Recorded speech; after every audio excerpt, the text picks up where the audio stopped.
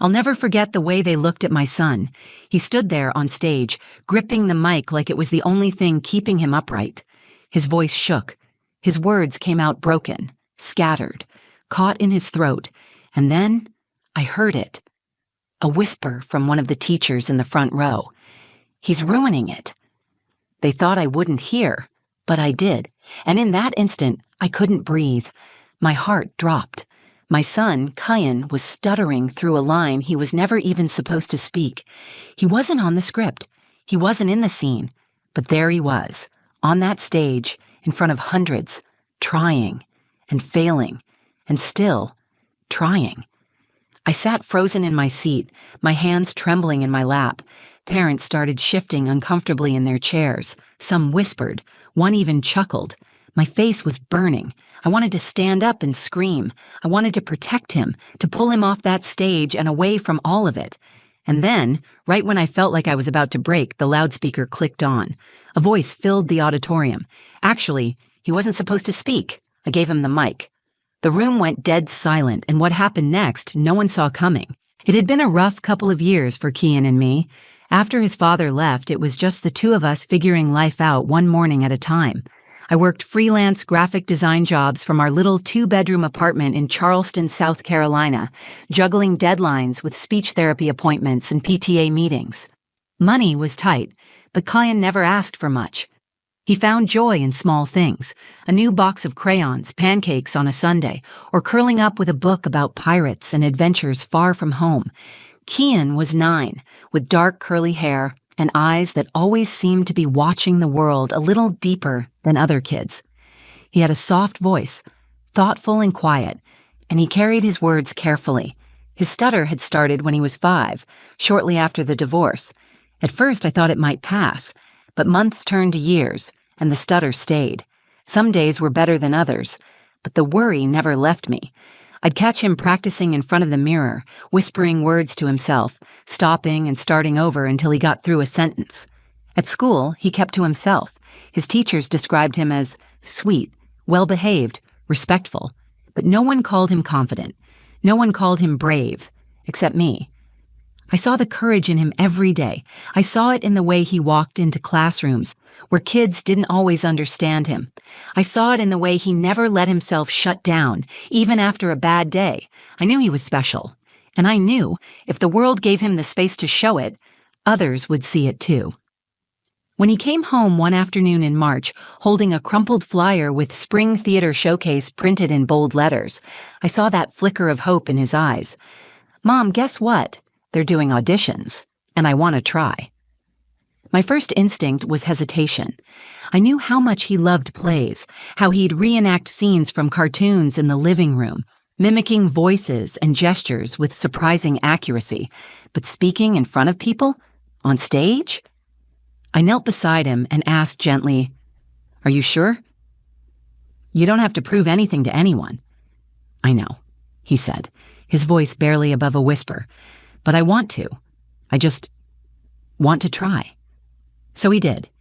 He auditioned for the play, and to our surprise, he got a small part. Non-speaking, just background movement and stage presence. It was a big win for him. He came home beaming that day, twirling around our kitchen with his arms out like he was already under the spotlight. For the next month, he threw himself into it. He rehearsed after school and stayed up late studying the script, even though he didn't have lines. He memorized everyone else's parts, too.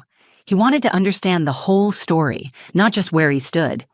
The night before the play, he looked nervous. "Mom," he said, tugging at the edge of his shirt, "what if I mess up just standing there?" "You won't," I told him. "But even if something goes wrong, the people who matter will still see how hard you worked, and I'm already proud of you." He smiled, but his hands didn't stop fidgeting. On the night of the performance, the school auditorium was packed. Rows and rows of folding chairs filled with parents and grandparents. I found my seat in the middle, clutching my phone, ready to record his moment. The stage was decorated like a castle. Paper clouds hung from the ceiling. Teachers buzzed around, fixing props and guiding students into their places. I spotted Kyan behind the curtain, peeking out, eyes scanning the crowd until they landed on me. I gave him a thumbs up and mouthed, "You've got this." He nodded barely. The lights dimmed. The music began, Everything was perfect, until it wasn't. Until Kian stepped forward with a microphone he was never meant to have, and in that split second, my heart started racing because I could see it in his posture. This wasn't a mistake. This was something he planned, but no one had told me. Not the teacher, not the director, not even him. I sat forward in my chair, frozen, watching my son walk into the spotlight, completely unannounced. The other students looked confused, the audience shifted in their seats, and Kian, my sweet, quiet boy, lifted the mic to his mouth and began to speak. That was the moment everything changed. He shouldn't have had the mic. That was the first thought that hit me. Not fear, not pride, just pure confusion. Kian wasn't listed to speak. I'd read the program 3 times while waiting for the show to begin. He had no lines. So when I saw him take a step forward, away from the group, and raise a microphone to his lips, my breath caught in my throat. For a second, I thought maybe it was a mistake, a technical slip. Maybe he picked it up by accident. Maybe a teacher would step in, gently guide him back, laugh it off. But no one moved. Not the other kids. Not the teachers. Not the stage director, crouched behind the curtain, wide-eyed and frozen. The first sound that came from Kian's mouth was barely audible. It was the beginning of a sentence, soft and shaky. Then it stopped. He tried again. And there it was, the stutter. That familiar, painful stumble as he wrestled with the first word. His lips moved, his brow furrowed, and he kept going, one syllable at a time, forcing out the line he must have memorized 100 times in his room. The audience was silent. No one clapped, no one laughed, just silence. A hot wave of panic surged through me. My hands gripped the sides of my chair. I could see his chest rising and falling too fast, the way it did when he got anxious. I wanted to run to him, to shield him, to pull him off that stage and whisper, "It's okay. You don't have to prove anything to them." But I didn't move, because deep down I knew he wanted this. He had chosen this. And then, as he fought through another stammer, I heard it. A voice, a whisper. Not from the crowd, but close. The front row, sharp, careless, aimed like a blade. "He's ruining it." I turned my head and saw Mr. Cullen, the drama teacher. He was leaning toward another teacher, lips curled in irritation. She didn't respond, just looked away uncomfortably. But I saw her eyes. Embarrassed, pitying. My stomach twisted. Ruining it? Kian wasn't ruining anything. He was trying harder than any kid on that stage. He was doing something most adults wouldn't dare, and they were mocking him. I looked back up. Kian had paused. His eyes flicked to the crowd like he could feel the shift, the tension, the judgment, the discomfort. For a moment, I thought he was going to stop. But he didn't. He kept going, stuttering his way through the line, clutching the mic like it was anchoring him in place. His voice cracked, but he finished the sentence. Barely. There was no applause, no reaction. Just more silence. The kids beside him shifted, glancing at each other. Some looked confused. One boy in the back snickered. My throat tightened. This was the nightmare I had always feared. That the world would see his difference before they saw his heart. That they would measure his worth by his words, not his courage.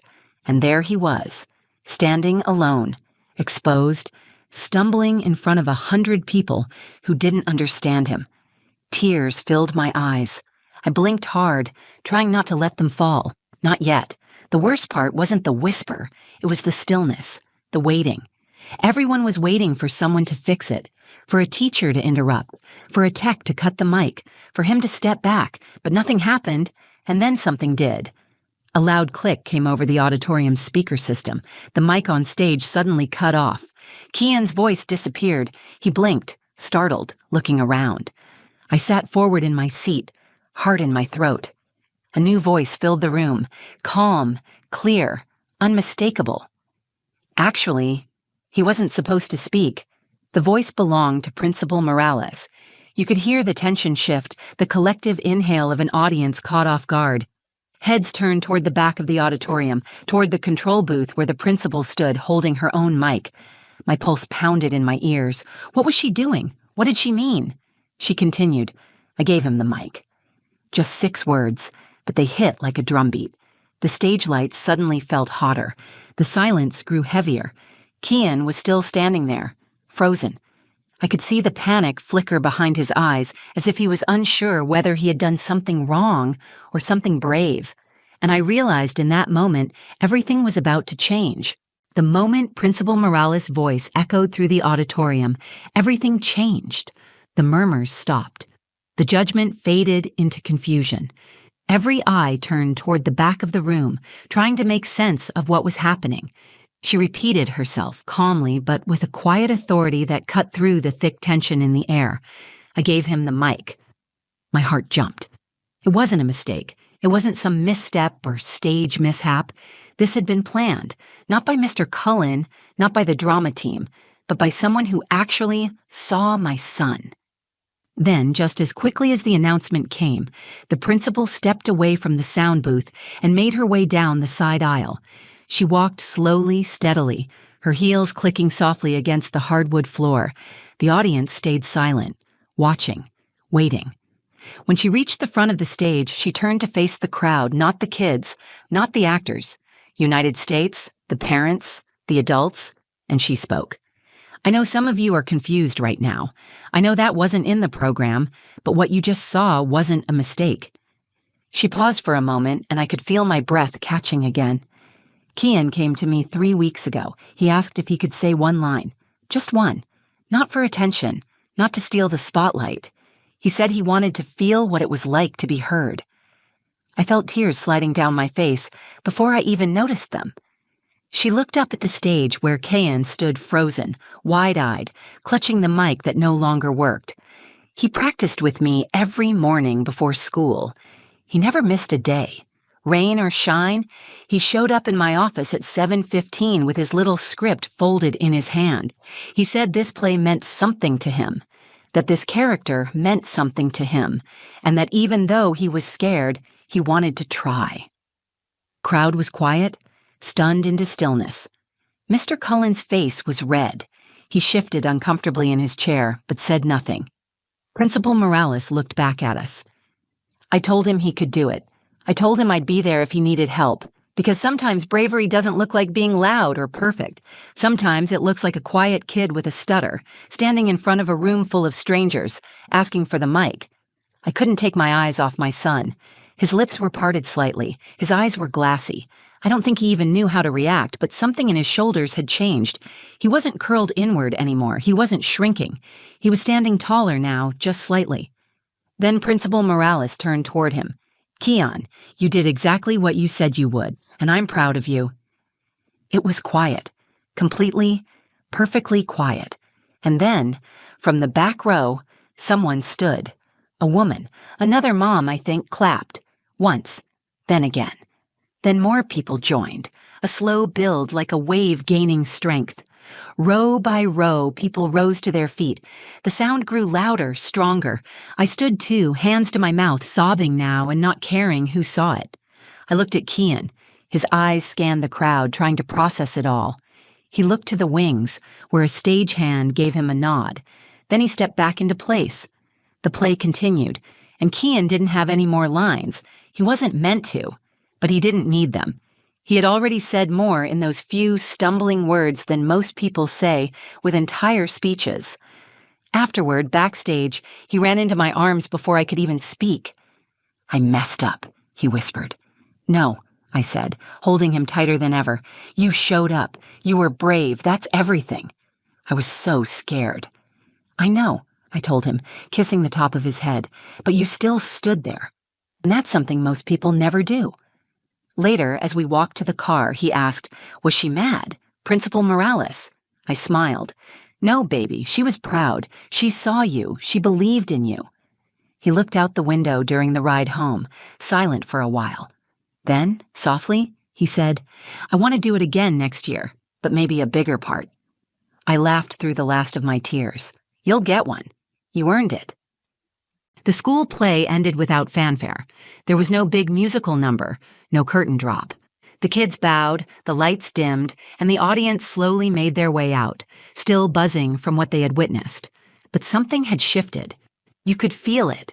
There was a different energy in the room, less of a performance, more of a reckoning. I stayed in my seat longer than most, trying to collect myself. Around me, parents chatted awkwardly, unsure of how to talk about what had just happened. A few looked over at me, but no one said anything. Some probably still didn't understand what Kian had done. Others just didn't want to be the first to say they were wrong. I didn't care. I wasn't there for them.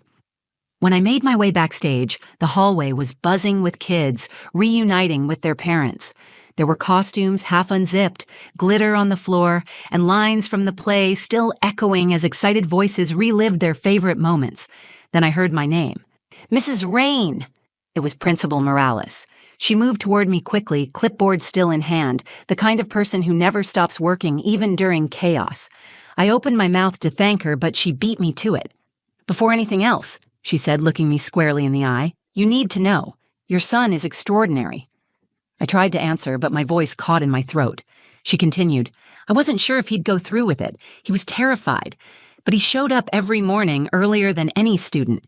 Some days he barely got through the line. Other days he nailed it. He never gave up. Why didn't you tell me? I finally asked, my voice soft. She smiled. He asked me not to. He said he wanted it to be a surprise. I shook my head, a tear sliding down my cheek again. He said, I want my mom to see me be brave. Those words hit me like a punch to the chest. That night, Kian didn't just step forward. He took control of his own story. When I found him, he was sitting in the corner of the dressing room, still in costume, slowly peeling off his paper crown. His eyes were red, but he wasn't crying, just sitting, thinking. I knelt beside him. Hey, I said, touching his arm. That was the bravest thing I've ever seen. He didn't respond right away. Then he said, my voice got stuck. But you still got the words out. He nodded, but his expression stayed serious. Do you think they were mad? I took a breath. I think some people were surprised. I think some people didn't know what to do. But when they stood up for you, that wasn't just clapping. That was them realizing they were wrong. He looked down at his hands. I heard someone say I ruined it. I froze. He had heard. I should have known. Of course he did. I leaned in close, leveling my voice. You didn't ruin anything. You changed it. You made it real. You made people feel something they weren't expecting to feel. That's what stories are for. He looked up at me, uncertain. But I didn't say it right. No, I said. You said it honestly. That's what matters. Just then, a small group of kids walked past. One of the boys, Logan, I think his name was, stopped. Hey, Kian. Kian looked up cautiously. I liked your line, Logan said. You were like brave or whatever. I'd have freaked out. Kian blinked, unsure what to say. Then he gave a tiny nod. After they left, he whispered, he never talks to me. Well, I said, helping him pack up his costume, he does now. The ride home was quiet again, but lighter this time. Kian held his program in his lap like a trophy. I noticed he had written something in the margins. I did it. He didn't need a standing ovation or a perfect delivery. He needed one moment where he chose himself, and he had it. As we pulled into our driveway, he finally spoke again. I think I want to write my own play next time. You absolutely should, I said, turning off the engine, and you can say whatever you want in it. He smiled, and for the first time in a long time, I saw no fear behind his eyes, just focus, fire. And that's when I knew this wasn't just a turning point in a school play. This was the beginning of Kian finding his voice. It's been months since that night, since the school play, since the standing ovation, since Principal Morales handed my son a microphone and changed the way I look at courage. But I still think about it all the time.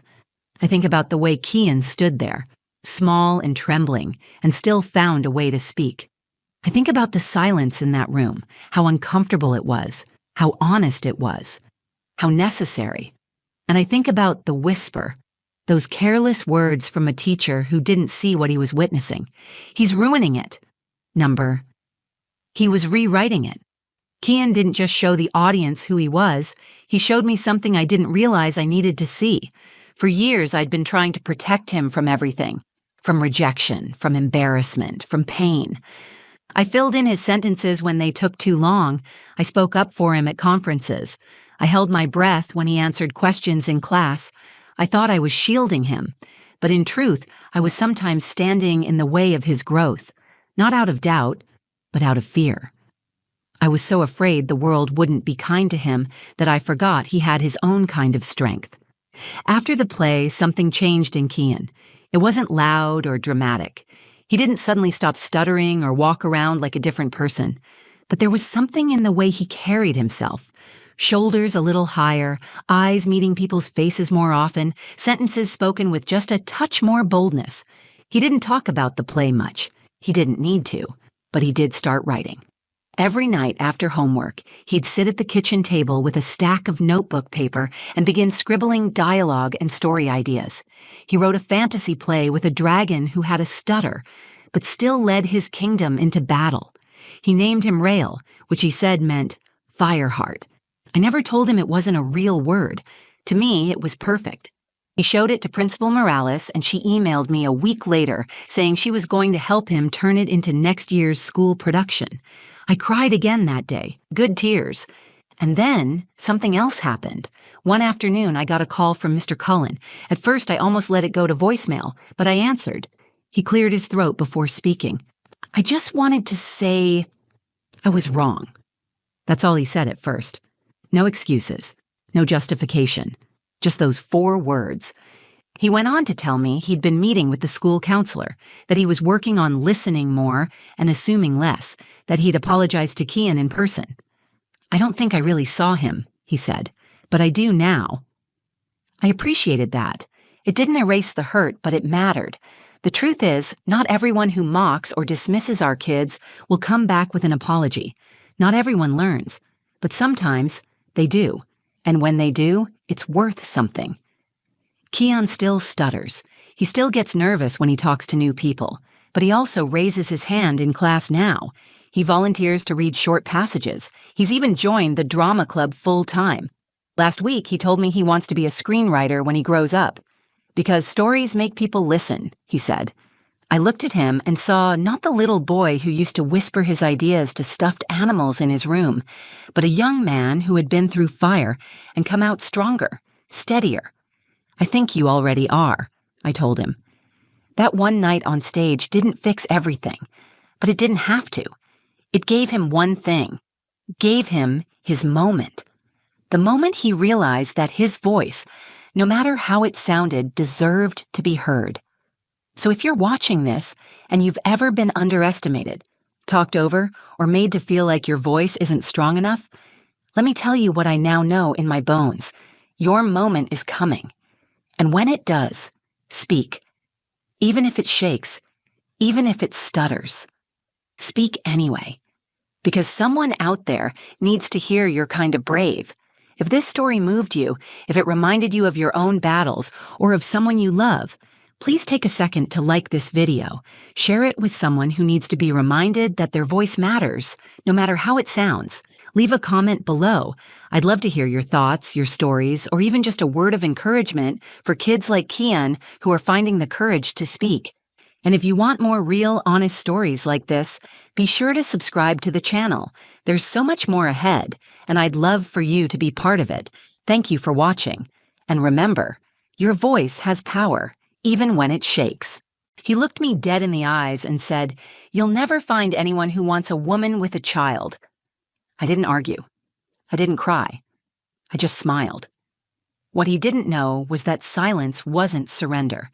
It was survival. That was 3 years ago. And today, he stood at the back of a sunlit church, dressed in black like he was attending a funeral. My wedding. Uninvited. Unapologetic. Unmoving. He stared at the man standing at the altar, the one holding my daughter's tiny hand, helping her adjust the flower crown she'd carefully chosen. That man, the one who smiled at her like she was his own, was everything my ex swore I would never find. And as I took my first step down the aisle, I didn't look at the man in the back. I looked at the future waiting for me in the front. My name is Sienna Ray. I'm a mother, a survivor, and today I became a wife. But before you see me standing in a white dress with joy in my eyes, you need to know what it took to get here. You need to know what came before the smile. Because it didn't start at the altar. It started with heartbreak, a baby on my hip, and a man who thought I was too broken to be loved.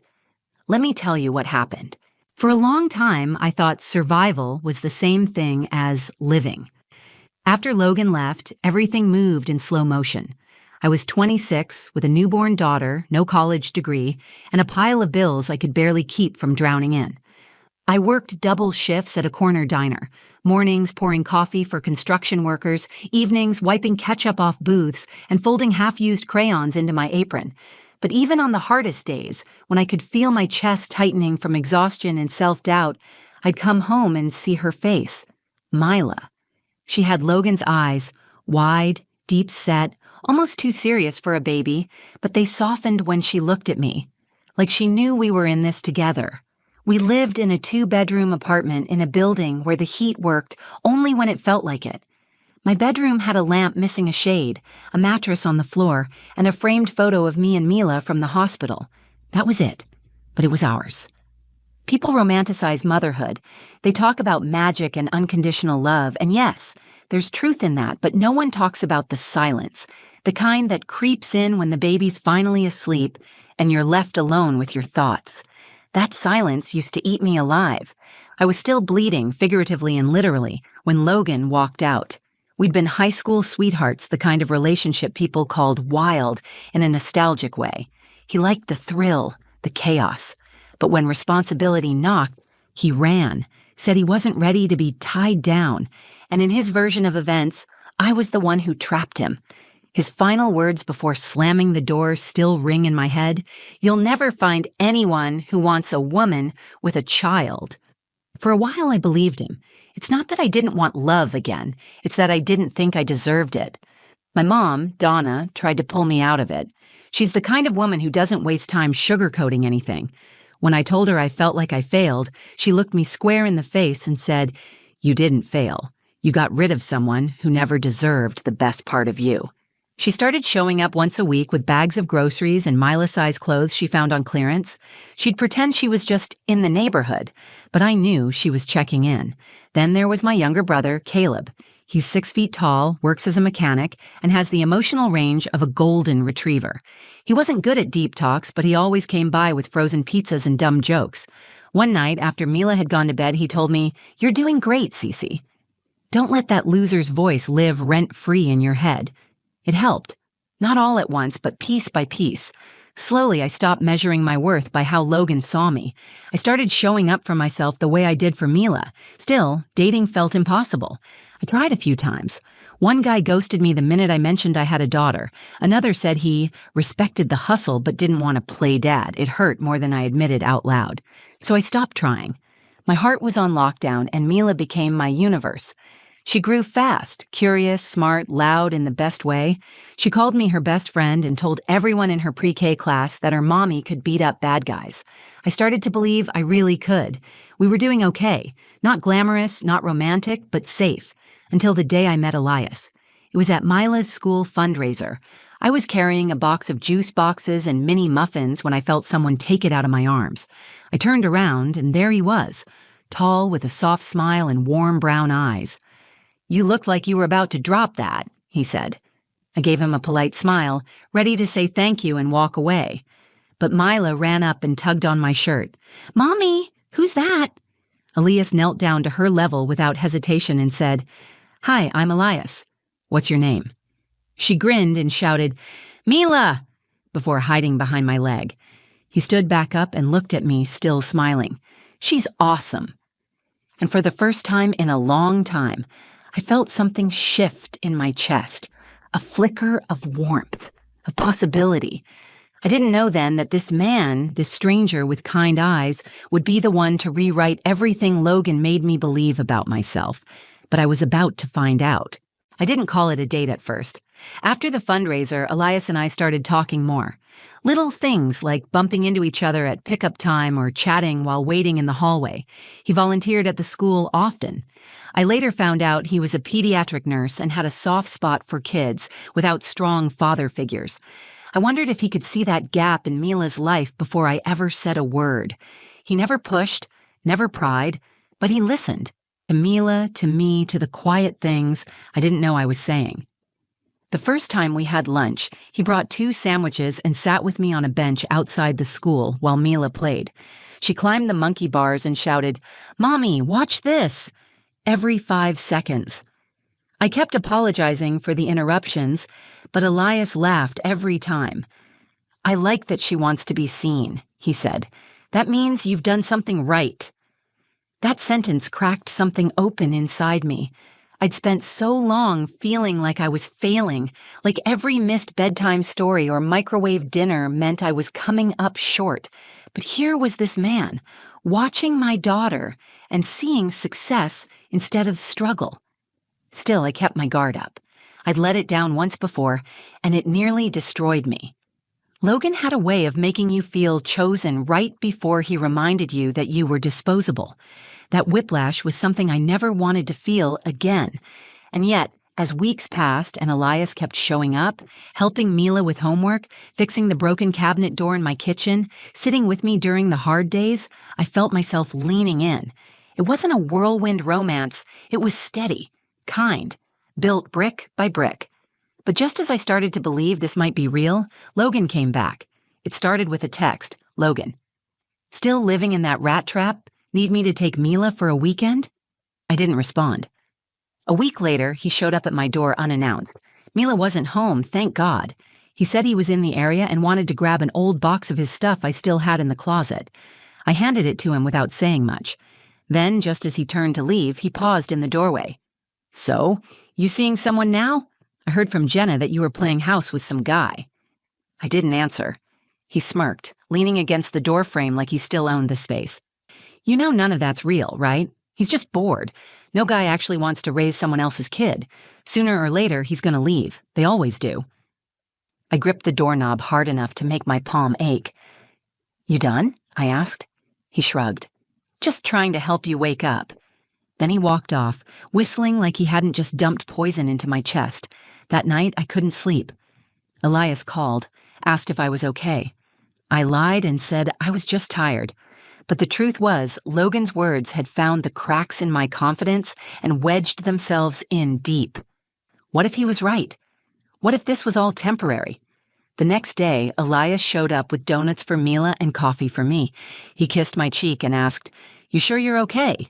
I looked at him, really looked. His eyes weren't just kind, they were certain. He never made me feel like a backup plan or a charity case. He made me feel chosen. So I told him everything, about Logan, about what he said, about the fear I couldn't shake.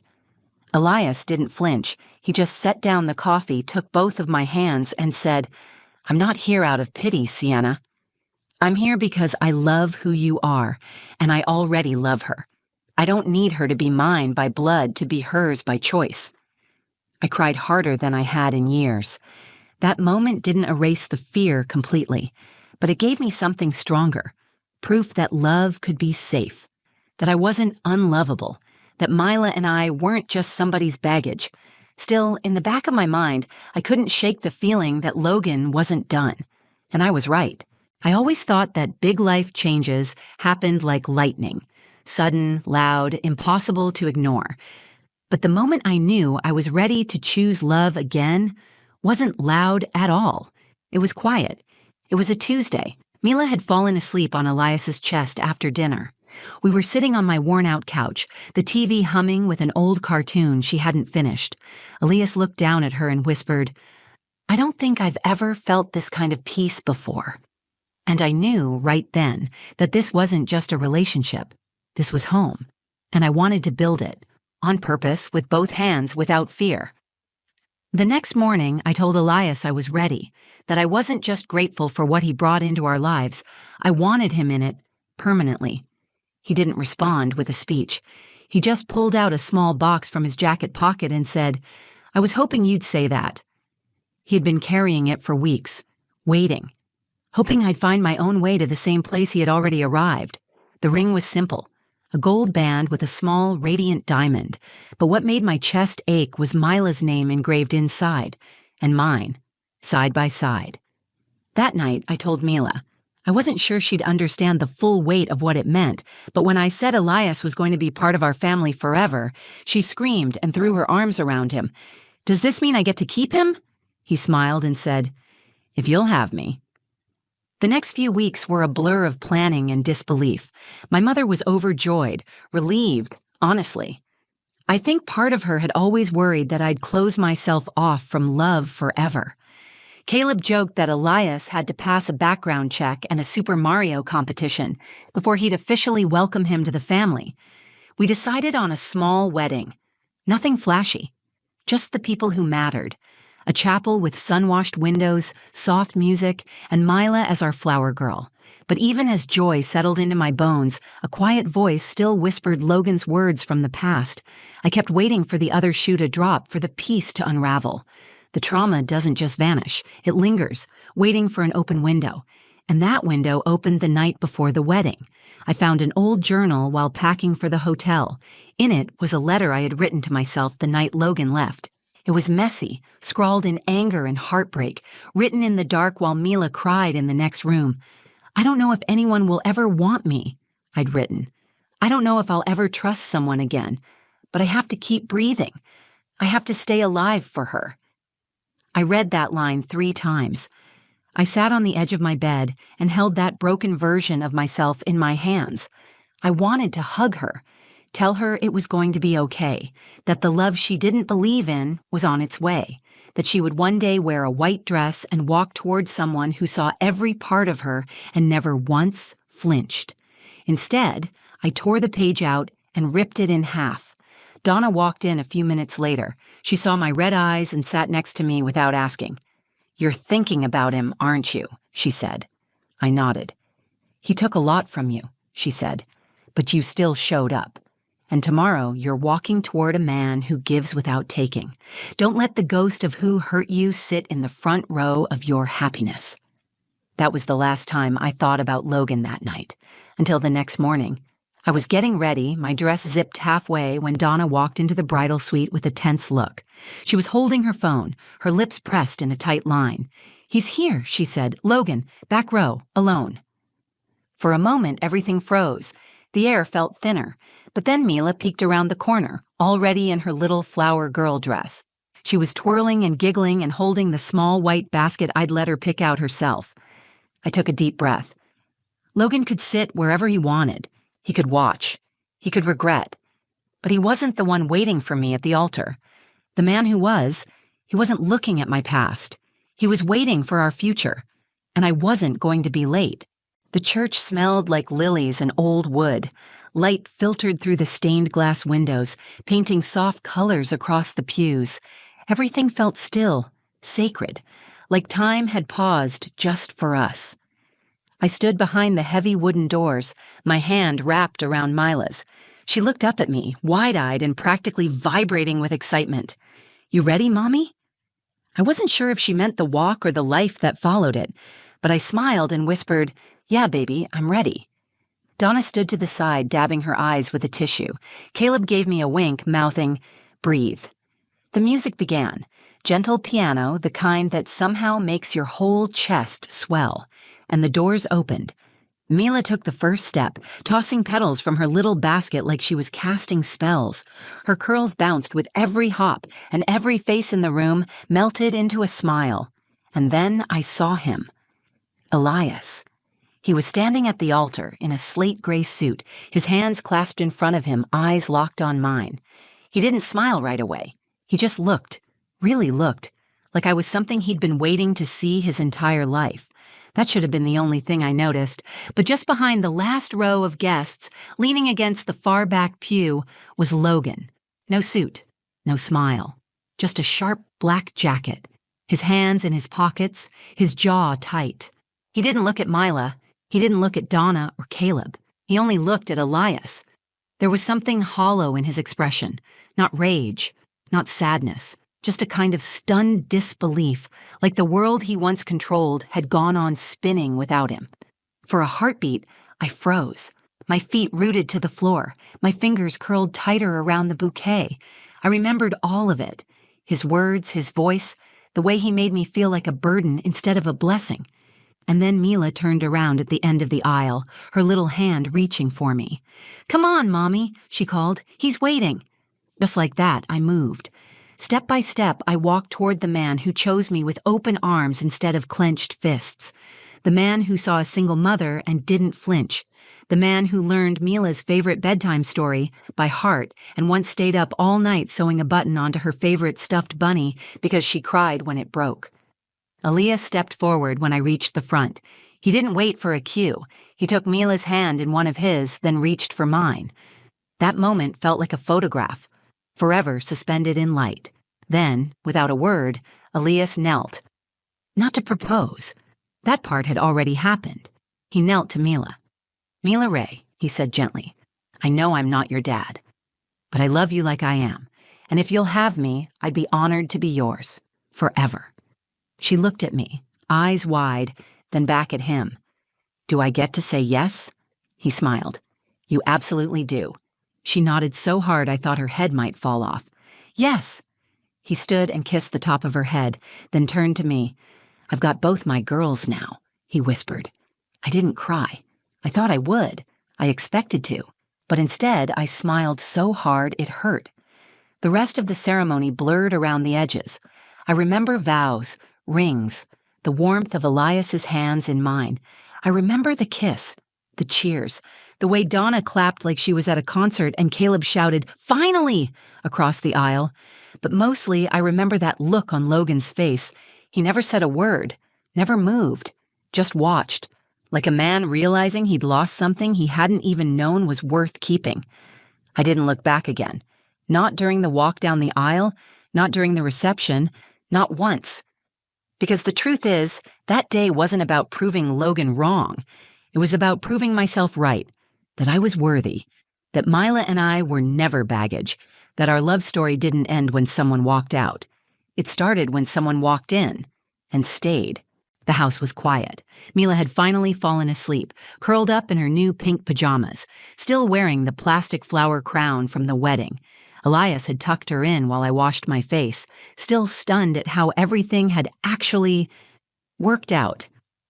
I stood in the doorway of her room and just watched her breathe for a minute. I used to wonder what safety would feel like. Not the kind where you check the locks 3 times or double bolt your heart just in case someone tries to break in. I mean the kind where your shoulders drop without you realizing, where your breath doesn't feel like a task. That night, I finally understood. After she was asleep, Elias and I sat out on the back porch under a string of soft lights Caleb had helped put up. I was still in my wedding dress. He was in his shirt sleeves, his tie half undone. He reached over and took my hand, his thumb brushing over the ring. "You okay?" he asked. I nodded. Better than okay. And I was. But it took time to get here. It took pain and doubt and disappointment. It took late nights alone with a crying baby and the voice of a man who tried to convince me I was ruined. That's the thing people don't tell you about healing. It doesn't always look like transformation. Sometimes it just looks like surviving one more day, holding on until the next morning, choosing not to answer the text, choosing not to believe the worst things someone once said about you. Logan didn't stay after the ceremony. He slipped out right after the vows, before the cake, before the dancing. I never saw him leave. And honestly, I didn't need to. Because I had already left him behind years ago, long before the wedding, long before the ring. The real goodbye had happened when I stopped letting his voice be louder than my own. I used to think I needed closure, some dramatic ending, a final confrontation where I'd say all the things I never got to say. But the truth is, closure doesn't always come from a conversation. Sometimes it looks like a little girl giggling as she dances on her stepdad's shoes. Sometimes it sounds like your mother saying, "I'm proud of you," without any hesitation in her voice. Sometimes it feels like lying in bed next to someone who reaches for your hand even in their sleep. That's closure. That's healing. At the reception, Caleb stood up to give a toast. I was bracing myself for something ridiculous. He once told a knock-knock joke at Grandma's funeral, but instead he raised his glass and said something I'll never forget. To the ones who stay, the ones who show up, the ones who pick up the pieces they didn't break and still choose to love every scar. To Elias, for being a real man, and to Sienna, for proving you don't need to be rescued to be loved. I cried then, harder than I had the entire day, because he was right. I didn't wait to be rescued. I rescued myself. I held it together when I thought I might fall apart. And I didn't just survive. I built something better. A home, a family, a future. Logan was wrong. Someone did want a woman with a child. But not just anyone. Someone strong. Someone kind. Someone who saw that Mila wasn't a burden. She was a gift. And that I wasn't broken. I was rebuilding. If you're watching this and you've ever believed the lie that you're too damaged, too complicated, too much, this is for you. You are not too much for the right person. You are not a second choice. You are not your past. You are the author of your next chapter. And sometimes the best part of the story starts after the person who never deserved you stops reading. So, yeah, Logan was there. But he didn't get to see a tragedy. He saw a miracle he walked away from. And I didn't wave. I didn't cry. I didn't even blink. I just kept walking toward the life he said I'd never have. And finally stepped into the woman I was always meant to be. If this story touched your heart or reminded you of your own strength, don't keep it to yourself. Like this video if you believe healing is possible. Share it with someone who needs a reminder that their story isn't over. Comment below and tell me, what was your moment of turning point? I read everyone, and I'd love to hear yours. And if you haven't already, subscribe to the channel. There's more real, raw, and honest storytelling coming. Stories that remind us we're never as alone as we think. Thanks for being here. Thanks for letting me tell this story. And remember, your past doesn't define you. How you rise from it does.